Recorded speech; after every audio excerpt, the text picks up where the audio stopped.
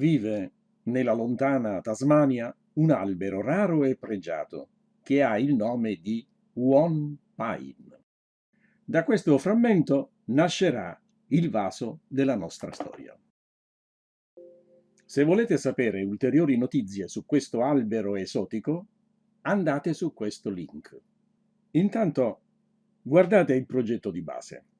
9 anelli, tanti angoli, tanti tagli, tanti incollaggi, tanta pazienza. Di Antonio, ma anche mia. Cominciamo con l'incollaggio di un sandwich di One Pine e Mogano. Stiamo preparando l'anello centrale. Già, l'eccentrico maestro comincia dal centro. Il jig a slitta che vedete da sopra e da sotto consente di impostare gli angoli che qui sono di 15 gradi.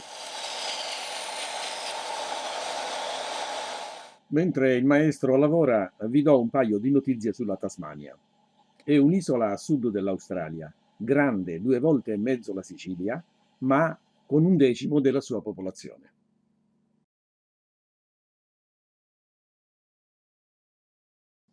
Assembliamo i segmenti fino a comporre l'anello,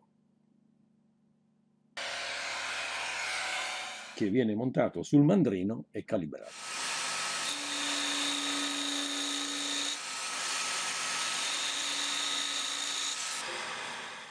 Poi lo si rettifica portandolo allo spessore desiderato.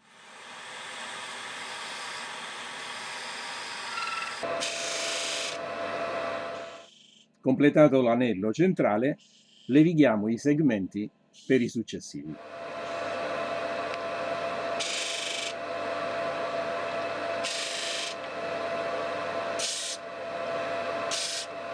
Altri 2 anelli sono pronti. Quello di Mogano si sposerà col centrale. Il piccolino di One Pine sarà il primo della base. Incolliamo i primi anelli e, mentre la colla asciuga, realizziamo il quarto, che incolliamo subito. Finita la parte inferiore, con legno di giarra costruiamo l'anello che sarà il labbro del vaso. E dopo avergli incollato un martire, lo calibriamo con la punta di una sgorbia a profilare da dietro.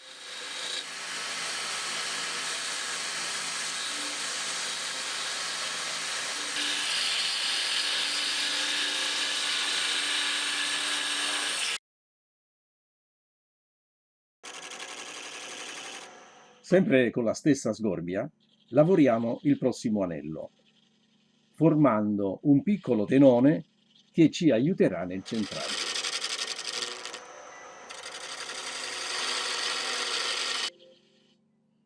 Come vedete in questa prova a secco.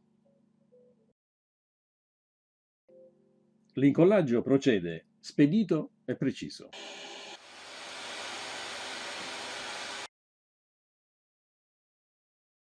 Fino all'ultimo anello della parte superiore che combacerà col centrale. Riprendiamo la parte inferiore e calibriamo la superficie di contatto.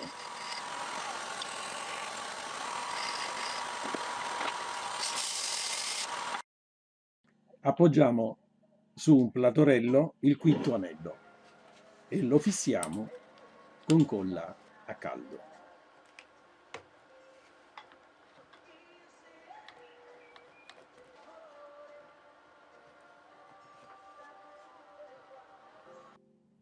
Come al solito, rettifichiamo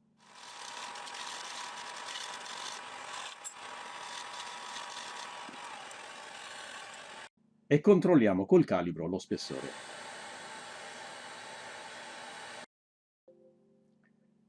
Riprendiamo l'anello centrale e lo incolliamo sul quinto che abbiamo appena rettificato.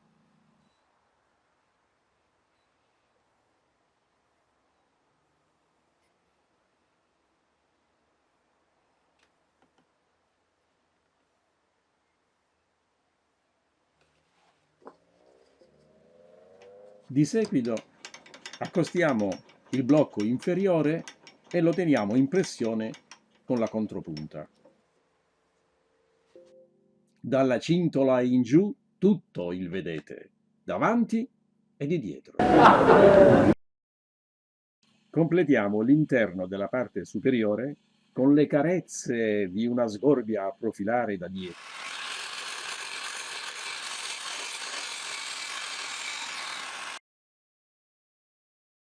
Finito lo scavo, levighiamo con carta abrasiva fino a grana 400 e diamo gomma lacca a tampone.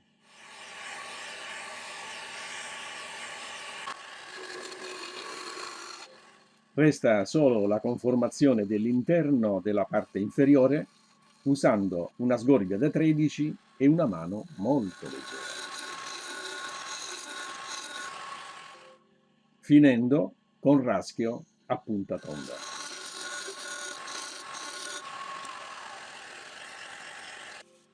L'ultimo tocco è con un Sandmaster, naturalmente autocostruito da chi? Da Antonio, no? Finitura interna a gomma lacca.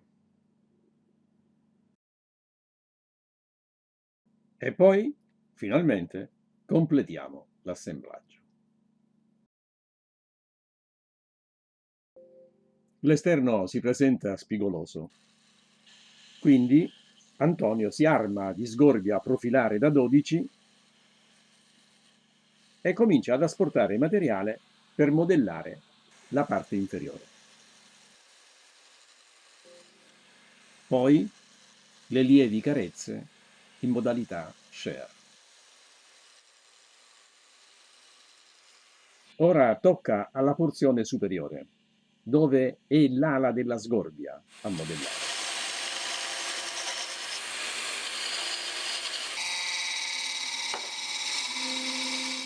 Per poi rifinire il labbro con taglio a spinta in avanti.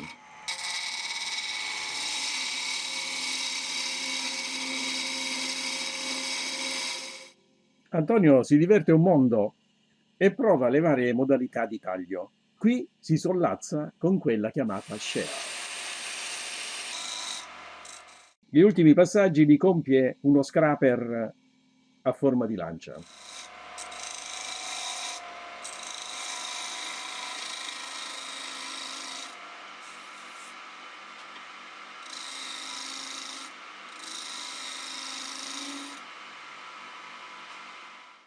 E abbiamo fatto servizio completo, barba e capelli. Adesso il tutto va pulito con alcol denaturato per scongiurare possibili contaminazioni dal legno rosso. Lasciamo passare qualche minuto perché l'alcol evapori. E poi diamo qualche mano di gomma lacca a tampone. Il lavoro è finito e possiamo eliminare la presa mandrino. Un jam chuck tiene saldamente il vaso, ma sarà di aiuto anche la contropunta. Eliminiamo il tenone prima con la sgorbia a profilare e poi con un troncatore sottile.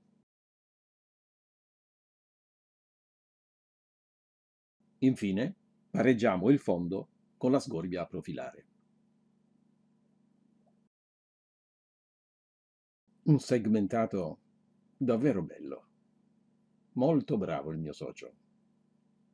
Complimenti, Antonio. Anche se mi hai fatto fare una grande sudata.